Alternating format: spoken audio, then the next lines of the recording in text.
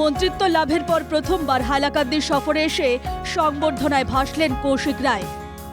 রূপার মুকুট পরিয়ে মন্ত্রীকে স্বাগত জানালো হাইলাকান্দি বিজেপি।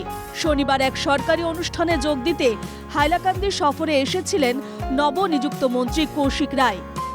বিকাশের জন্য 12 দিনের কর্মসূচির অধীনে হাইলাকান্দির লক্ষ্মীর বন্দে এক বিশেষ অনুষ্ঠানের আয়োজন করা হয়। ওই অনুষ্ঠানে জেলার নবম ও দশম শ্রেণীর ৬,৭৮০ জন ছাত্রছাত্রীকে সাইকেল, উচ্চ মাধ্যমিকে প্রথম বিভাগে উত্তীর্ণ ৭৩০ জনকে স্কুটি এবং ৫৫৯ জন ছাত্রছাত্রীকে আনন্দরাম বড়ুয়া সম্মানের অধীনে ১২,৫০০ টাকার চেক বিতরণ করা হয়। 11 ডিসেম্বৰৰ পৰা ৰাজ্যৰ মাননীয় মুখ্যমন্ত্ৰী ডক্টৰ হিমন্ত বিশ্ব শৰ্মা ডাঙৰীয়াৰ নেতৃত্বত বিকাশৰ 12 দিন এটা বিশেষ কাৰ্যসূচী গোটেই অসমত লোৱা হৈছে।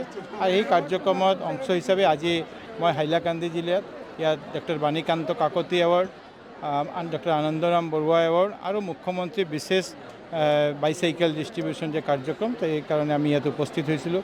আজি ইয়াত আমি 730 গৰাকী স্কুটি ইয়াতে দিলোঁ।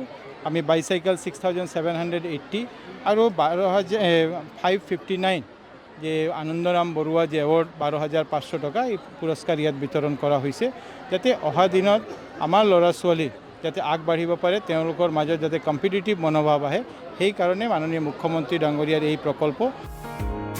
এই অনুষ্ঠানের পর মন্ত্রী কৌশিক রায়কে মিছিল করে নিয়ে যাওয়া হয় জেলা বিজেপি কার্যালয়ে।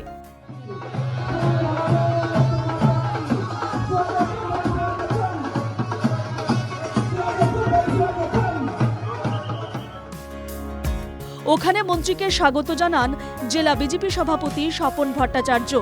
জেলা বিজেপির পক্ষ থেকে মন্ত্রীকে দেওয়া হয় সংবর্ধনা।